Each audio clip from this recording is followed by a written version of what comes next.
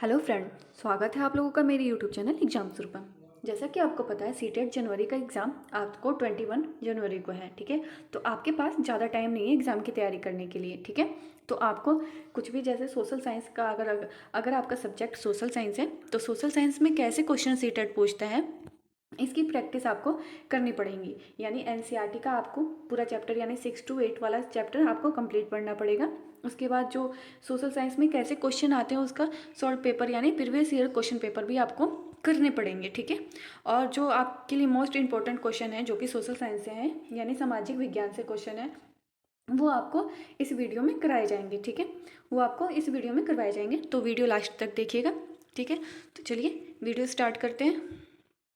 देखिए पहला क्वेश्चन है आपका, ब्रिटिश काल के संदर्भ में निम्नलिखित कथनों पर विचार कीजिए। यानी जो ब्रिटिश काल है उसके संदर्भ में निम्नलिखित कथनों पर विचार कीजिए।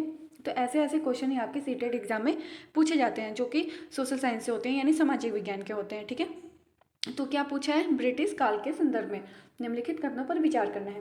पहला कथन है, हिंदुस्तान के नक्शे तैयार करने का कार्य रॉबर्ट क्लाइव ने जेम्स रेनेल को दिया था। ठीक है, किसको दिया था, जेम्स रेनेल को दिया था। ठीक है, किसने दिया था, रॉबर्ट क्लाइव ने। ठीक है, उसके बाद है, रॉबर्ट क्लाइव भारत का प्रथम गवर्नर जनरल था। ठीक है, रॉबर्ट क्लाइव भारत का प्रथम गवर्नर जनरल था। तीसरा कथन है आपका, भारत का अंतिम गवर्नर जनरल लॉर्ड था। ठीक है, उपयुक्त कथनों में से कौन सा कथन सही है। अब इसमें आपको बताना है कि कौन सा कथन सही है। तो देखिए पहला ऑप्शन है आपका पहला और दूसरा। ठीक है, दूसरा ऑप्शन है आपका केवल दूसरा। ठीक है, और तीसरा ऑप्शन जो है आपका वो है पहला और तीसरा। ठीक है, जो पहला और तीसरा कथन है वो सही है, और चौथा ऑप्शन है आपका कि पहला दूसरा और तीसरा सही है।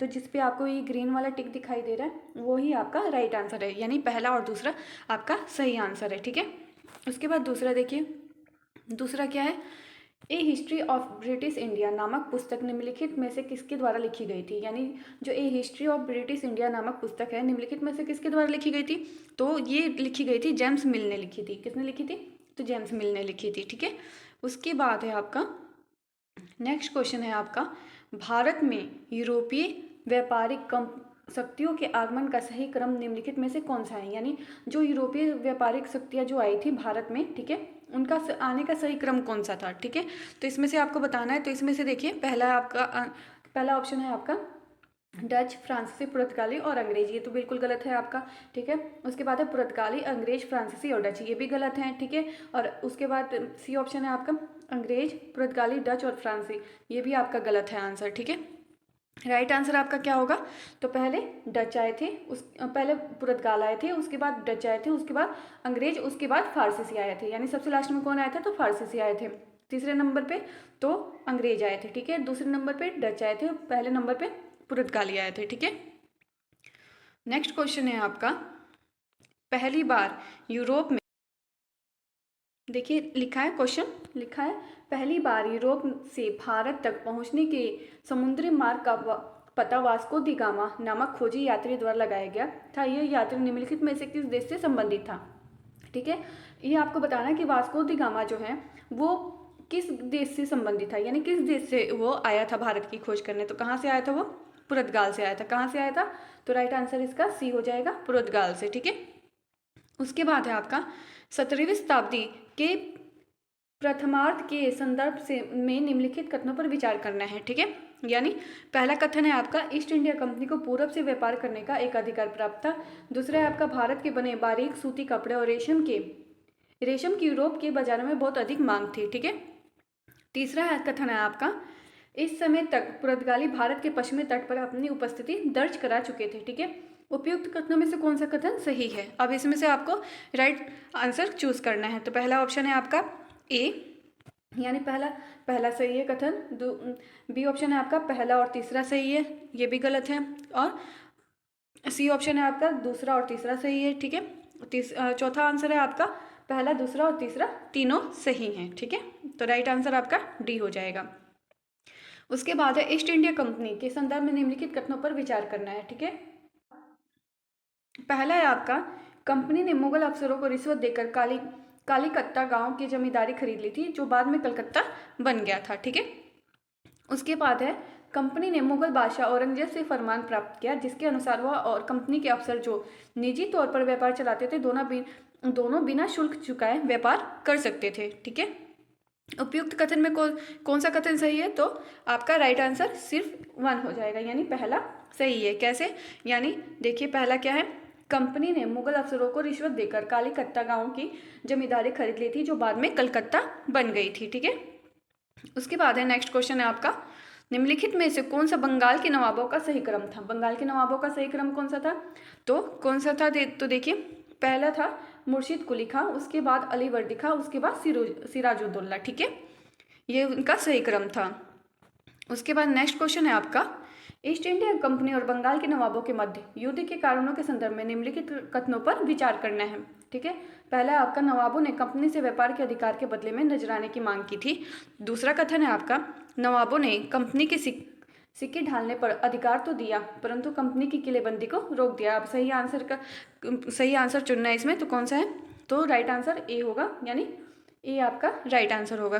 तो क्या है ए? नवाबों ने कंपनी से व्यापार के अधिकार के बदले में नजराने की मांग की थी। ठीक है, उसके बाद नेक्स्ट क्वेश्चन है आपका, प्लासी के युद्ध के संदर्भ में निम्नलिखित कथनों पर विचार कीजिए। ठीक है, पहला कथन है आपका, इस युद्ध में रॉबर्ट क्लाइव ने कंपनी की सेना का नेतृत्व किया था। ठीक है, उसके बाद है सिराजुद्दौला के सेनापति मीर जाफर की टुकड़ियों ने इस युद्ध में हिस्सा नहीं लिया था। ठीक है, उसके बाद तीसरा कथन है आपका, इस युद्ध के बाद सिराजुद्दौला को मार दिया गया तथा मीर जाफर को नवाब बना दिया गया था। तो राइट आंसर का चयन करना है इसमें, यानी राइट आंसर कौन सा है इसमें? तो देखिए राइट आंसर आपका तीनों हो जाएगा। कौन सा है? तीनों, यानी ऑप्शन नंबर डी आपका राइट आंसर होगा। ठीक है, उसके बाद है आपका, बक्सर के युद्ध के संदर्भ में निम्नलिखित कथनों पर विचार कीजिए। यह युद्ध कंपनी और मीर जाफर के मध्य लड़ा गया था। इस युद्ध में कंपनी की जीत के बाद मीर कासिम को नवाब बनाया गया था। ठीक है, उसके बाद है, इस युद्ध के बाद अब नवाब को हर महीने 5 लाख रुपए कंपनी को चुकाना तय हुआ था। उपयुक्त कथनों में से कौन सा कथन सही है? अब इसमें भी आपको बताना है कि उपयुक्त कथन में से कौन सा सही है, तो इसका केवल तीसरा सही है, यानी ऑप्शन नंबर सी आपका सही हो जाएगा। तो सी कथन क्या है? तो वो है, इस युद्ध के बाद अब नवाब को हर महीने 5 लाख रुपए कंपनी को चुकाना तय हुआ था। ठीक है, उसके बाद है आपका 9वां क्वेश्चन।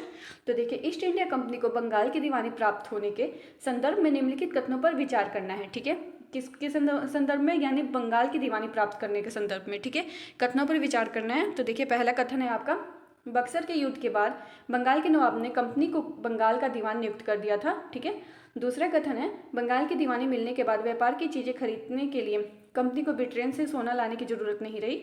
उपयुक्त कथनों में से कौन सा कथन सही है? तो देखिए राइट आंसर सिर्फ बी होगा, यानी दूसरा कथन, यानी दूसरा कथन आपका सही है। ठीक है, कैसे है? तो देखिए दूसरा कथन क्या है, बंगाल की दीवानी मिलने के बाद व्यापार की चीजें खरीदने के लिए कंपनी को ब्रिटेन से सोना लाने की जरूरत नहीं रही थी। ठीक है, उसके बाद है आपका 10वां क्वेश्चन, बक्सर के युद्ध के बाद कंपनी ने भारतीय रियासतों में रेजिडेंट तैनात कर दिए। इन रेजिडेंटों के संदर्भ में निम्नलिखित कथनों में से कौन सा कथन सही है? इसमें भी आपको कथन सही ढूंढना है कि कौन सा कथन सही है। तो कथन नंबर 1 है, ये कंपनी के राजनीतिक व व्यापारिक प्रतिनिधि होते थे। दूसरा है आपका, इनके माध्यम से कंपनी के अधिकारी भारतीय राज्यों के भीतरी मामलों में दखल देते थे। ठीक है, नीचे दिए गए कोड की सहायता से सही उत्तर का चयन करना है। ठीक है, तो पहला और दूसरा दोनों राइट आंसर है, ऑप्शन नंबर सी आपका सही हो जाएगा। ठीक है, पहला और दूसरा दोनों सही हैं। 11वां क्वेश्चन है आपका, सहायक संधि के संदर्भ में निम्नलिखित कथनों पर विचार कीजिए।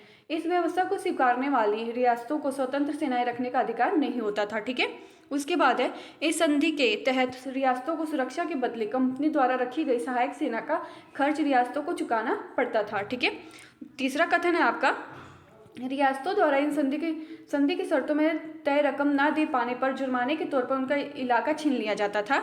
और उपयुक्त कथन में से कौन सा सही है, यानी इसमें भी सही कथन का चयन करना है। तो राइट आंसर आपका पहला, दूसरा, तीसरा, यानी तीनों हो जाएगा, ऑप्शन नंबर डी आपका राइट हो जाएगा। ठीक है, 12वां है आपका, मैसूर रियासत के संदर्भ में निम्नलिखित कथनों पर विचार कीजिए। जो मैसूर रियासत थी उसके बारे में निम्नलिखित कथनों पर विचार करना है। तो पहला कथन है, हैदर और टीपू के समय मालाबार तट पर होने वाला व्यापार मैसूर रियासत के नियंत्रण में था। ठीक है, उसके बाद है, टीपू सुल्तान को शेर ए मैसूर कहा जाता था। ठीक है, तीसरा कथन है, टीपू ने अपनी सेना के आधुनिकीकरण के लिए डचों की सहायता ली थी। ठीक है, इसमें से सही उत्तर का चयन करना है, तो आपका क्या होगा, पहला और दूसरा आपका राइट आंसर हो जाएगा। पहला और दूसरा क्या है, तो देखिए पहला और दूसरा है आपका, हैदर अली टीपू के समय मालाबार तट पर होने वाले व्यापार मैसूर रियासत के नियंत्रण में थे, ठीक है। और टीपू सुल्तान को शेर मैसूर कहा जाता था, ठीक है। ये राइट आंसर है आपका।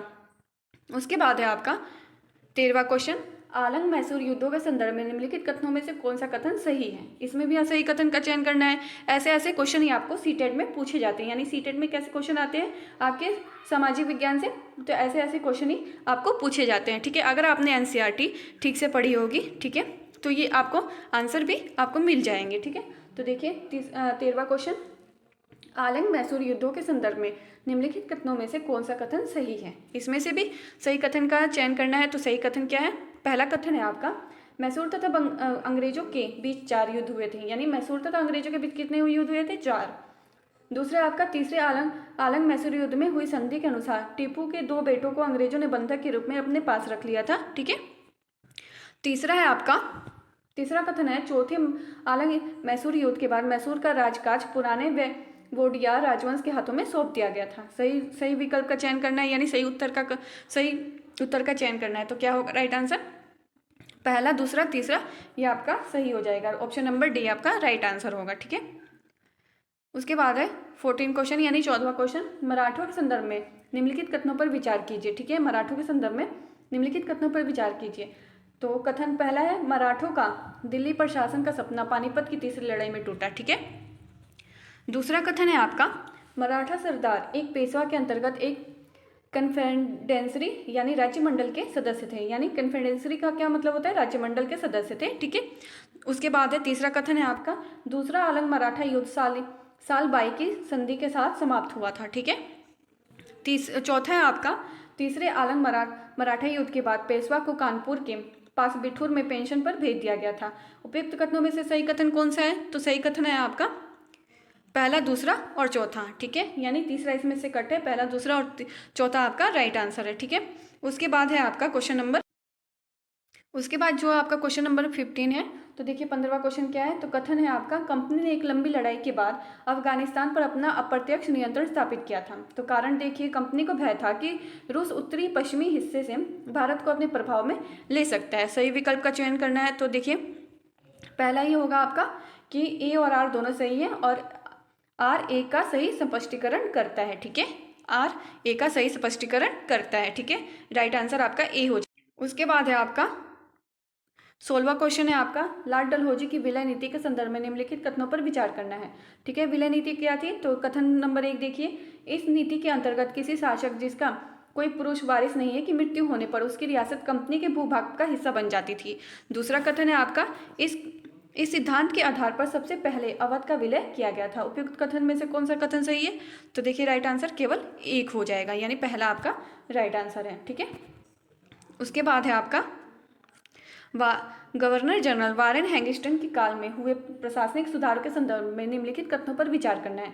यानी जब वारेन हैंगिस्टन गवर्नर जनरल थे, तो उनके प्रशासनिक जो सुधार हुए थे, उन्होंने क्या क्या सुधार किए थे, इस पर विचार करना है। तो पहला कथन है आपका, वारेन हैंगिस्टन ने प्रत्येक जिले में एक फौजदारी तथा एक दीवानी अदालतों की स्थापना की थी। दूसरा कथन है आपका, 1773 के रेगुलेटिंग एक्ट के तहत एक सर्वोच्च न्यायालय के साथ साथ कलकत्ता में अपीलीय अदालत सदर निजामत अदालत की स्थापना की गई थी। उपयुक्त कथन में से कौन सा कथन सही है, इसमें से राइट आंसर आपको चूज करना है।